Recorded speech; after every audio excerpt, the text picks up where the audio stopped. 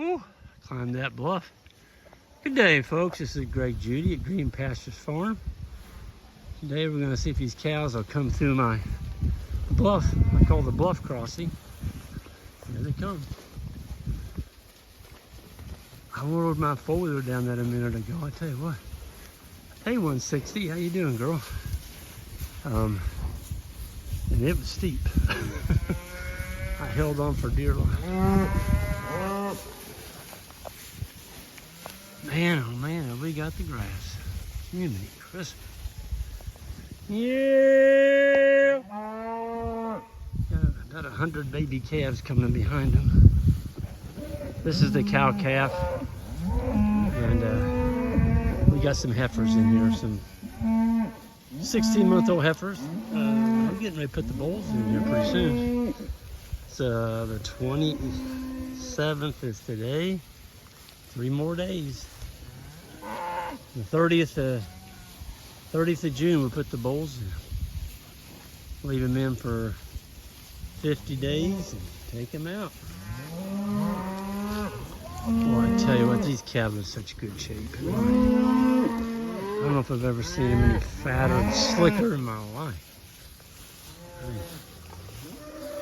You look at what I'm going through here, there's just a lot of good feed in here. A lot of it is past mature, which is fine. They're going to trample all that on the ground. And if we get dry, which we normally do in July and August, I'm going to be pretty happy to have this. This would be a whole lot better than feeding them hay. Just let them graze this. I mean, look at that. That's a 1,000-pound cow. You can hardly see her. Some of this grass is up to my chest. So this is Jack's farm. This would be the farm that Jan and I bought. I guess it's been about 4 years ago now. So we had it leased from Jack for lose track of time, but it was around 18 years. And one of the wishes that Jack had when he passed away was this farm be offered up to Jan and I as our first right to buy it when he passed. And he let his daughter know that before he passed away. And she honored her dad's wishes. We went to Jack's funeral, and I didn't know it, but she came up to me at the funeral and told me what he whispered in her ear the day that he passed. And I was kind of blown away with that, you know. But Jack loved what we did with this farm. He didn't want to see this built into houses. And he knew that if we got it, it would be continued to be a cattle operation. And, you know, he was pretty happy with the way we were managing his farm. And so, Jack, if you're looking down on us, thank you for the opportunity. And we hope to make you proud, because you do have a beautiful farm. And what's nice about Jack's is it hooks onto our lifetime lease. So Steve and Cindy have basically, oh gosh, with the other piece around 200, and then we've got this 80. So it kind of squared it out to 280 acres. And we've done a lot of work on it since we bought it. We put all pipe water in it. We put quick couplers. The very first thing we did. And then we ripped out all the old fence and put in new fence. And there was a barbed wire fence all the way along that bottom over there on that terrace. And Isaac and the boys and I ripped it out. It's the best thing we ever did. And now this is all just one big canvas. So we have no fences in here. But we have poly. The cattle are freaking out because they can't see their babies. And I can't see the babies. They're just bawling their heads off. That's what they do. Until they find Junior, they're not happy. Let's see what this water looks like over here. So for every quick coupler we put in, because the grass is so tall down here, you wouldn't be able to find them. And I didn't want to run over them with a brush hog. We put a birdhouse. We put a tree swallow birdhouse at every one of them. Oh yeah, look at that.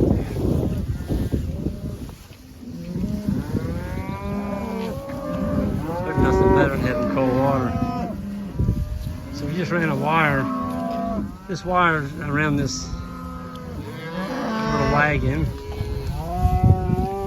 All that is to keep the animals from pushing on it. And we also got it protecting our garden hose down there. And that's a 100-gallon tank. There's probably 80 gallons of water there. But it's tremendous pressure, really good pressure.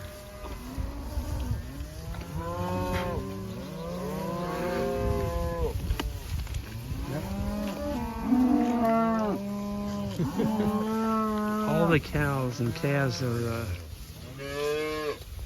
going toward the water. I don't blame them. They'll get me a drink too. Matter of fact, when I get back to my foiler, I'm going to get me a drink. It's hot out here. We got chance of rain 2 out of the next 3 days. We got a rain forecast. So, hope we get it.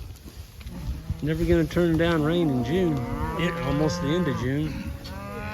2 more weeks we'll be taking the rams and the ram lambs. We got to deal with them because we don't want to be winter lambing. But that's coming up here about the 14th of July. So we'll get that taken care of. That calf has been shot. He's like, I'm not touching that wire.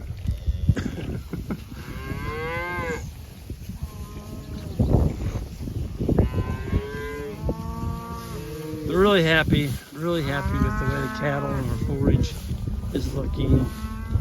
And we've been able to add some cattle to our herd this year. And we're keeping all the heifers.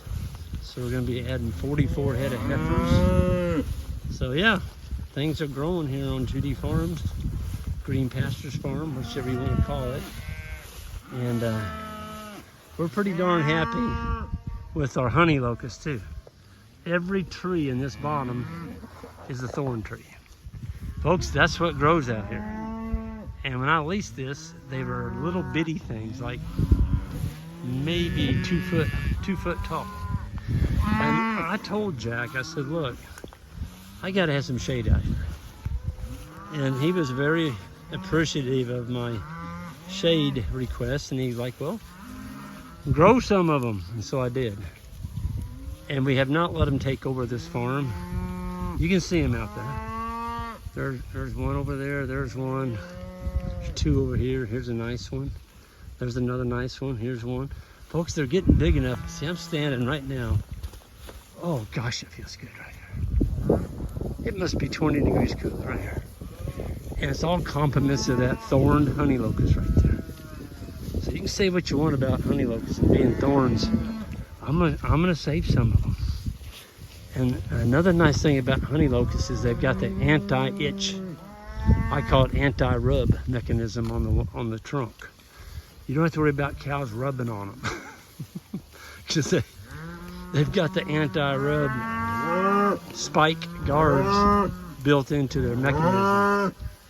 Go find your baby. 990. Oh, that's 998. This is a Steve's cat. You want to rub on your head? She says, no, I want to go find my cat. Yeah. She's got seed all over her back from throwing her head back. Yep. Your baby's in here somewhere. I had Alex behind me, and as I came through, he was pushing him. Folks, this is that's Grandma's daughter right there. Grandma made it 22 years. She gave us 20 calves in 22 years. And this is 998. That is Grandma's daughter. She looks like Grandma, kind of. She's a little smaller version. She's probably I don't know, 1,000. Grandma was probably 1,150. I actually like her size better. The darn cow's like a bottle calf. She's super, super tame. You get to petting on her head though, she wants you to just keep doing it, and then she'll take her head and kind of go up against you. It's like, I'm not done with the head rubbing, keep going. She's looking for a calf right now. Anyway, I'm gonna get out of here. It's a beautiful evening. We still got one herd to go, and you all have a great evening and stay cool out there, and we'll see you next time.